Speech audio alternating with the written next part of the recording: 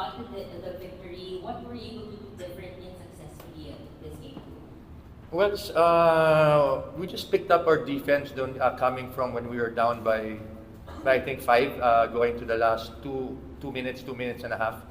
We just picked up our defense, and I think we had 2 to 3 stops there. So and then that gave us our fast break points. I think Don had 2 of that, and then plus offensively we were just pushing the ball down and looking for open players. They were looking for open players, and fortunately the shot of CJ and Marcio entered. It was in the same spot pa. So very good for us. Very good shot for CJ to bring it down to 1, and good shot for Marcio to give us this victory today. So kudos to the 2 of them.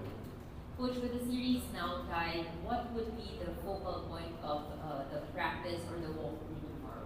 Well, it's just gonna be when we lost game 1, it was just all we watched a lot of tapes, and we just talked about it and decided what to do on our bad things, and just to continue to get better on the good things we were doing on game 1. But what the bad things we were doing, we just fixed it, and we just tried to adjust coming here to game 2.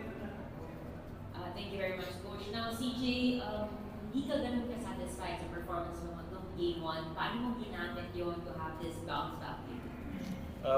I'm just doing the right thing sa defense and offense talaga, and ayokong sirain yung trust nila, coach, and I know since day 1 talaga nag-trust sila sa akin, so pinapalitan ko lang, and ayun, sobrang crucial kasi itong game 2 na to, kaya binigay talaga namin 110% namin, pero hindi siya perfect, pero ayun, nakuha namin yung panalo, makakapag-adjust pa kami sa mga mistakes namin.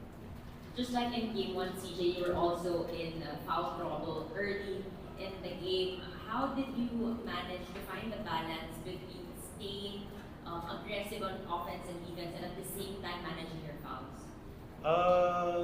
I'm just containing my man. Yun na lang yung nasa isip ko. Hindi na ako steal, hindi na ako nag-gamble talaga kasi first half may 3 na naman ata ako. So kailangan ko ingatan yun, and sinabihan naman ako nila, coach. Nire-remind nila ako every pasok ko.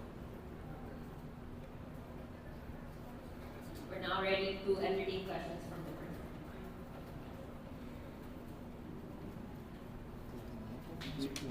Congratulations. Thank you. Sige, before mong press mo when you're done for minamitis ka,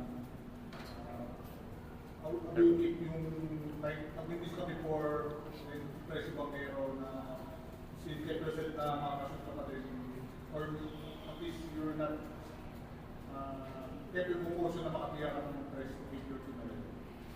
Ayun, ginit ko lang talaga yung composure talaga, and syempre, sabi ko nga, hindi perfect lagi. Magbintis man ako pero titira pa rin ako.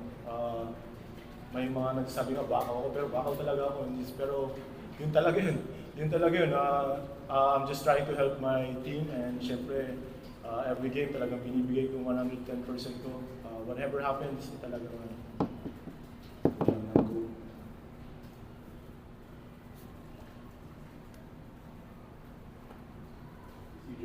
follow-up lang, last game, medyo nang-ibig yata sa referee's calls. Pero ngayon ba may hanong ba yung performance mo in today's game? So kahit na yung stakes, matay lang yung series, may gigil pa rin ba? Sinabi ko sa sarili ko na hindi ko na papansin yung mga bagay. And it's my mistake also, syempre. If they review the tape, game 1, I think it's my fault naman. Foul ako ng maaga. And I just in-address ko lang itong game 2, and I just being careful na lang. So, Ngayon, Coach, what can you say about the composure ni CJ na he played less in today's game, and at the same time he delivered when it mattered most for the hero? Well, CJ's always been like that for us for the past two to three seasons.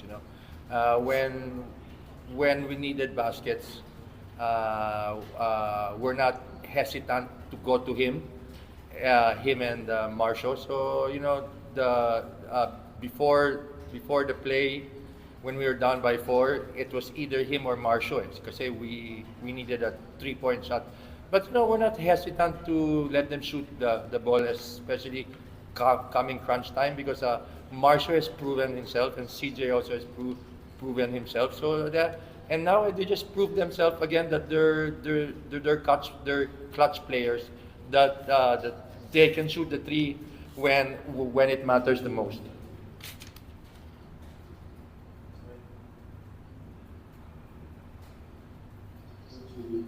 Coach, yung play with Marshall, sa kanyang kira sa labas or It was for Marshall or CJ. Kasi we were really going for that 3. Kasi in case na we just make a 2, in case we foul, and then if they make their 2 shots, it's gonna become a 4-point game. So walang chance to win, di ba? So we really played for that 3-point shot and the foul, and then our minds were to foul and see if they can miss 1 or 2.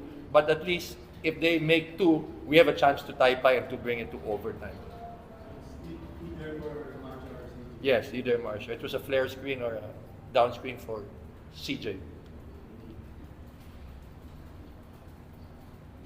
Tapos, yung barely wall mukhang nakabul kayo. Ano pang areas of improvement kailangan? I know.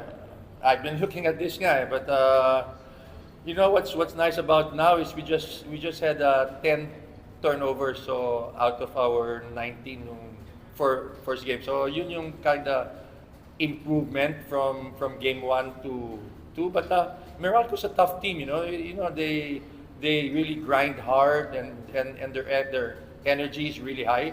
So it's just the energy. We just have to match their energy. If you don't match their energy, you can see naman if our energy goes down, that's the time they pull up. So we just have to play, that's what I always tell them, we really have to play 48 minutes of basketball. Coach, easily you would have been down by 0-2. You think... Well, it's not. Pero, It's 1-1.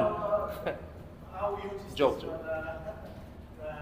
This very difficult like this one in such Hard way.